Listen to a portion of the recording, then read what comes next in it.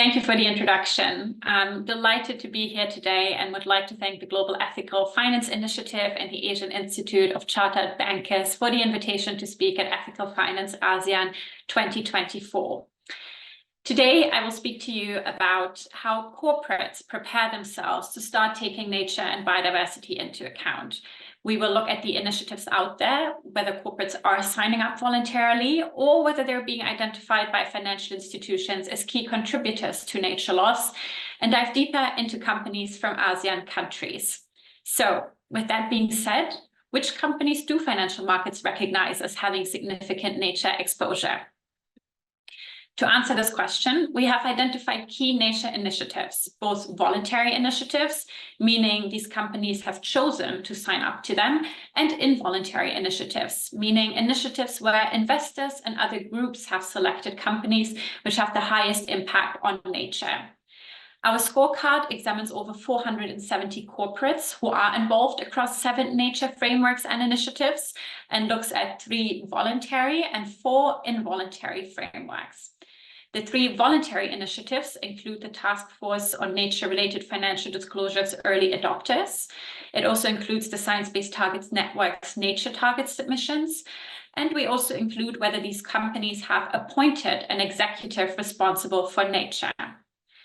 We then also included 4 involuntary frameworks where companies have been selected by financial markets as having an impact on nature, such as the Nature Action 100, the PRI Spring Initiative, the Forest 500, and the Pesticides Working Group. Now, I would like to zoom into a couple of these initiatives to highlight their ambitions. One of the key initiatives is the Nature Action 100.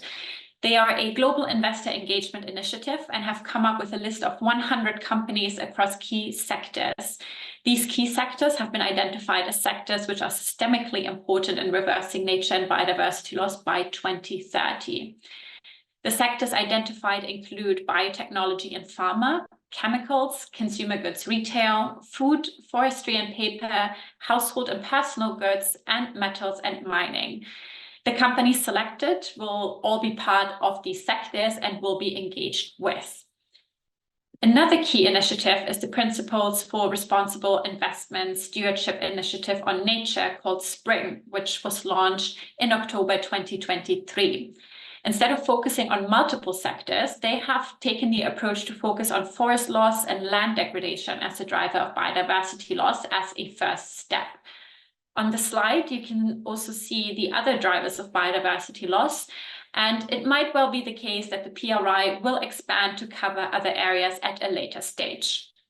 The PRI has identified 40 companies with the largest impact on forest loss and land degradation and will start engaging with these companies later this year. As mentioned, both initiatives have set out target companies.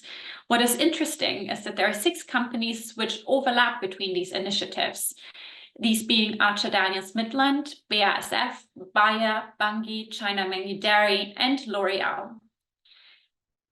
There are a few other initiatives out there which we have covered in our scorecard. 2 other involuntary initiatives are the Forest 500, which is led by Global Canopy, and the Pesticides Working Group organized by Share Action.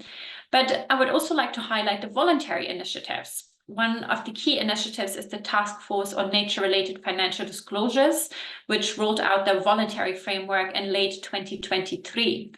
With the rollout, they asked for early adopters to step forward. 184 organizations indicated a willingness to publish their TNFD disclosures for the 2024 financial year or earlier, and a further 135 intend to have this in place for the 2025 financial year. Another organization pushing ahead with nature reporting is the Science Based Targets Network, SBTN. In May 2023, it launched the first science-based targets for nature, and an initial group of 17 global companies are preparing to submit targets for validation.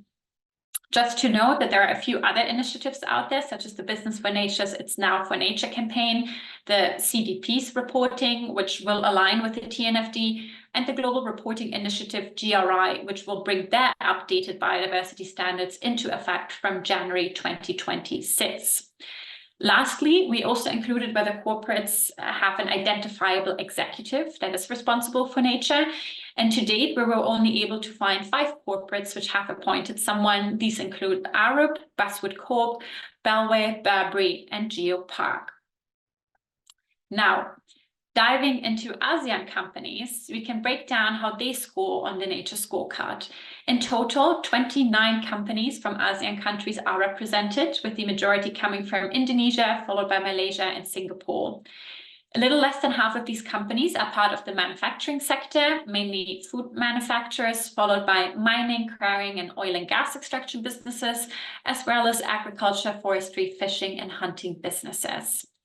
Now, looking at the voluntary participation, almost half of these companies, 12 in total, have signed up to be early adopters to the TNFD, but none of the companies are submitting science-based targets for nature or have an appointed head of nature at this stage. When it comes to the involuntary initiatives, both the Nature Action 100 and the PRI Spring initiative have included 4 companies from this region, whereas the Forest 500 includes 10 companies on their list. You can see a breakdown of the companies on the slide here. There are a couple of interesting observations when we look at the list of companies. For one, it is interesting to note that the companies which have been identified by financial markets to have a large impact on nature, none of them have signed up to voluntary initiatives such as the TNFD or the SBTN. And another interesting point is that in our scoreboard, there is only one company which is identified by both the Nature Action 100 and the Forest 500 as having an impact on nature, which is the company Sima Darby Plantation. Our tool is publicly available on our website, and you can dive deeper into the individual companies there if you like.